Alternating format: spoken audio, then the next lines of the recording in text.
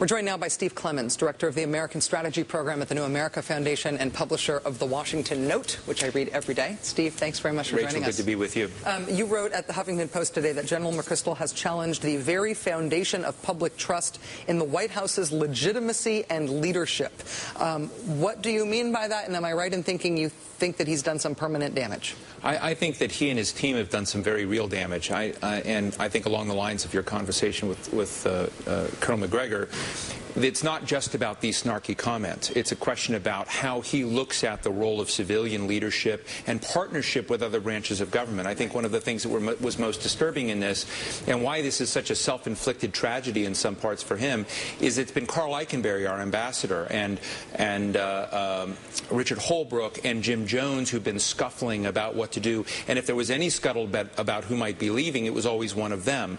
And what he did with all of these resources is fail to partner with the team that President Obama assigned to handle this task in Afghanistan. And the wheels came off, and in part the wheels came off because of his own irresponsibility, in my view. Well, isn't that then causes the problem, I think, of trust in the overall enterprise. But isn't that a smaller scale version of the overall issue with counterinsurgency in practice, that we have this incredibly efficient, gigantic, disproportionate force that is our military? We don't have anything approaching that sort of power in our non-military governmental structures. And so when we try to have some sort of civilian surge to go alongside this military effort so that we can call it counterinsurgency, we end up essentially just doing a very long war over a very large piece of terrain. If you stack up the resources that Vice President Biden has, that even Richard Holbrooke has, who's pretty good at amassing bureaucratic power, you add to that what Carl Eikenberry may have in his and you look at what the National Security Council staff as a whole has,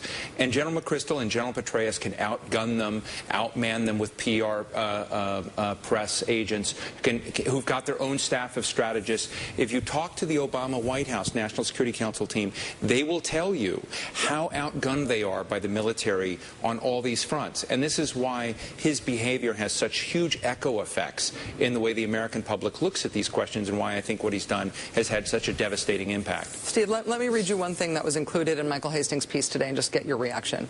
Mike wrote, the coin doctrine bizarrely draws inspiration from some of the biggest Western military embarrassments in recent memory. France's nasty war in Algeria, lost in 1962, and the American misadventure in Vietnam, lost in 1975. But even if General McCrystal somehow manages to succeed after years of bloody fighting with Afghan kids who pose no threat to the U.S. homeland, the war will do little to shut down al-Qaeda, which has shifted its operations to Pakistan.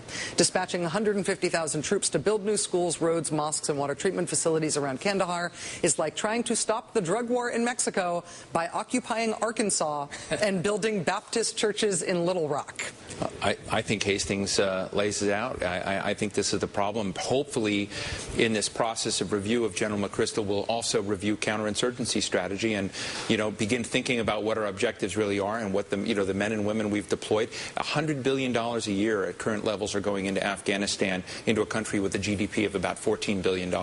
So it's just a remarkable set of data points that make no sense when you look at the kind of broad exercise of American power and how it's not just Afghanistan. If you're Iran or you're North Korea or you're an ally counting on the United States and you see such a devotion of resources and materials to a failing cause, do they think that their ally, the United States, will be there when they need help? Or do you think Iran is somehow so intimidated by the American military machine from this that they're going to change their course because of sanctions in the UN?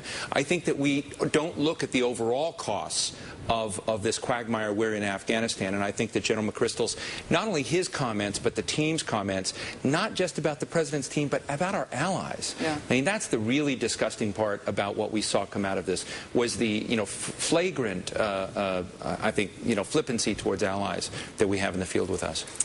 Steve Clemons is publisher of The Washington Note, director of the American Strategy Program at the New America Foundation, and full disclosure, my buddy. It's nice to see you, Steve. Thank you for being here. It's great to have you here. Thank you.